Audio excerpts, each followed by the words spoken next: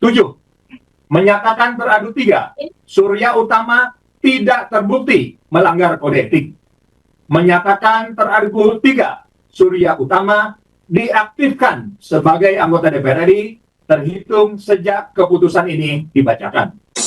Anies dan Najwa Shihab murka, teman-teman, melihat anggota DPR yang sudah dipecat kini kembali aktif lagi bekerja sebagai anggota DPR.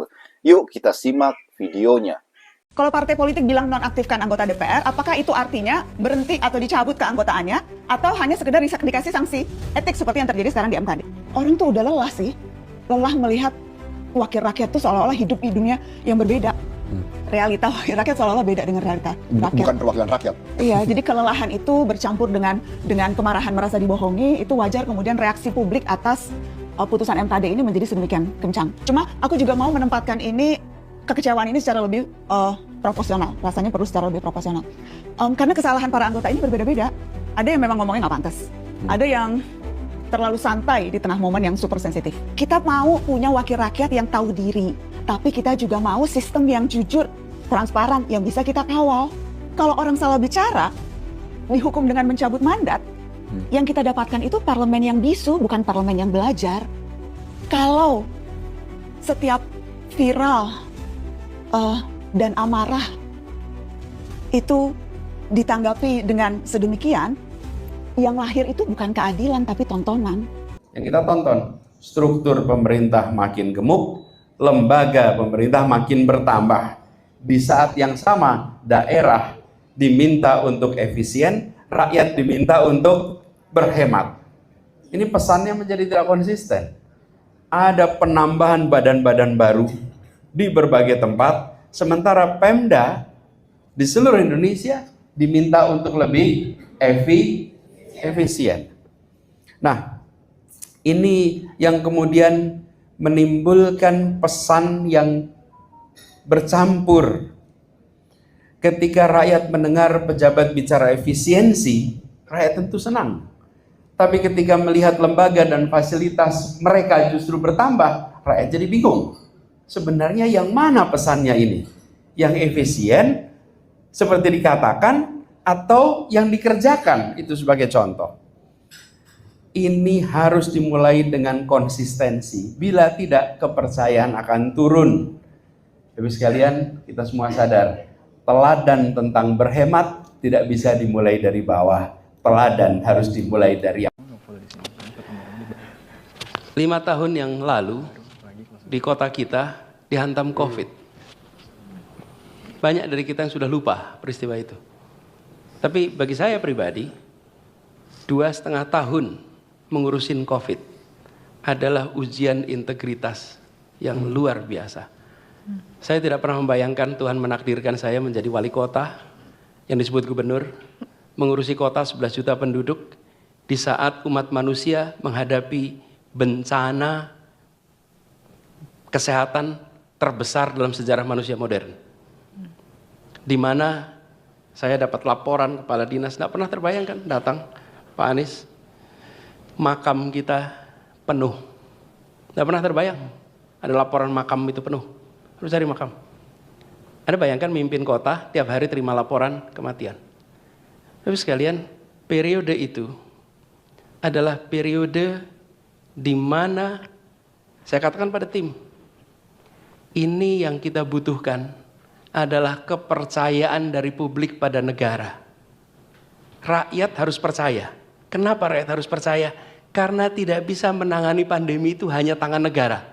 Semua orang harus terlibat. Konsekuensinya apa? Konsekuensinya lakukan hal yang benar walaupun tidak populer. Yang kedua, lakukan hal yang benar walaupun bertentangan dengan pemerintah pusat. Ini ujian integritasnya nih. Di mana ujian pertamanya? Ujian pertamanya ketika fakta-fakta ditutupi dan kami pilih buka. Itu ujian integritas tuh. Kami pilih mau buka, pemerintah pusat bilang jangan. Kami merasa kalau dibuka membuat orang sadar dan percaya kami tidak nutup-nutupi. Pemerintah pusat bilang jangan dibuka karena kalau dibuka menimbulkan kepanikan. Oke? Lalu saya bilang pada teman-teman semua, ini ada catatan di situ. Jangan takut atas opini hari ini. Jangan takut atas apa yang ditulis hari ini. Tapi takutlah atas apa yang ditulis para sejarawan di masa depan.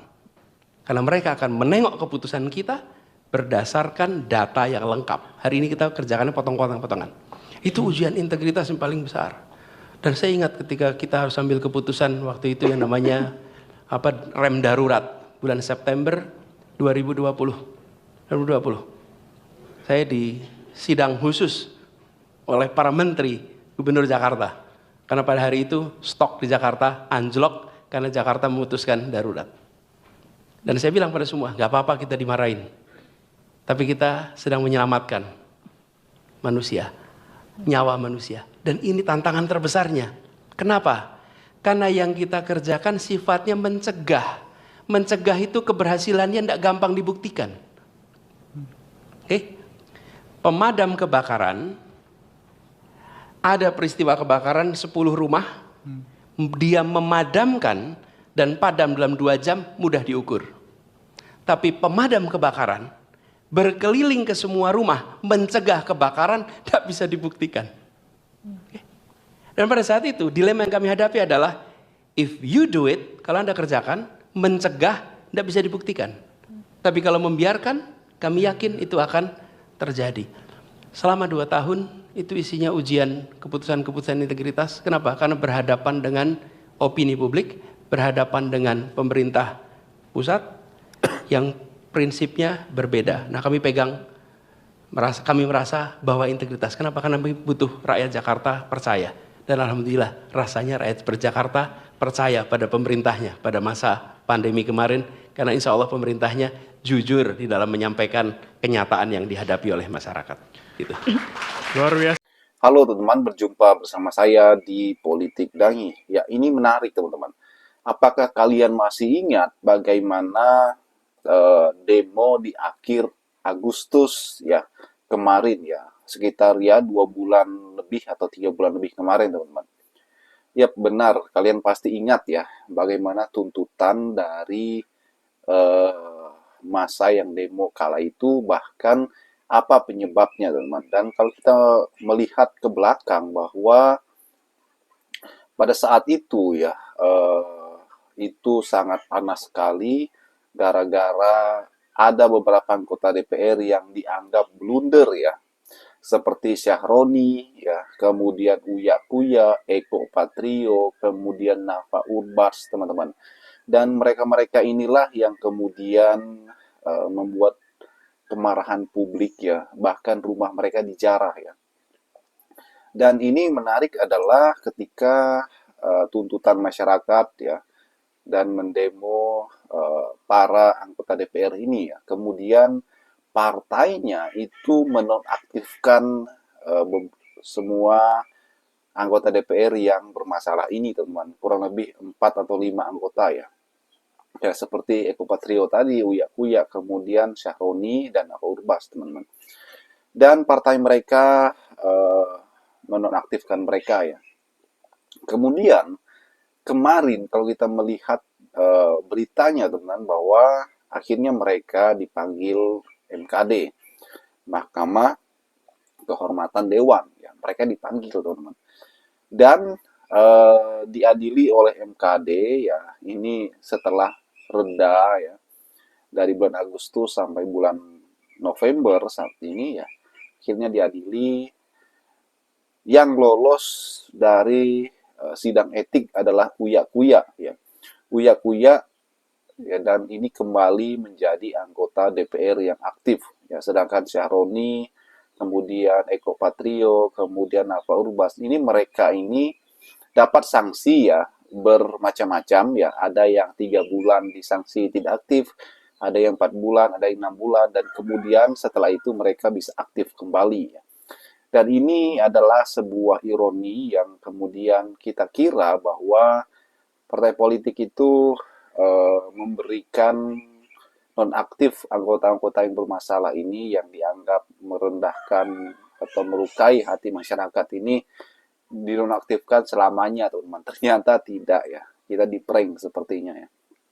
Sehingga aktif kembali ya. Dan kalau kita melihat bagaimana Najwa Shihab menyoroti hal ini, Najwa Shihab memberikan statement yang sangat tajam ya.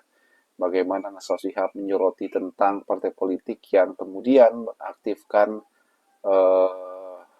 yang sudah tidak mengaktifkan mereka ini kemudian diaktifkan oleh MKD kembali ya. Bahkan Anies juga menyoroti tentang tentang pejabat-pejabat yang ya, dianggap benar-benar tidak bekerja untuk masyarakat, teman-teman. Bagaimana menurut kalian?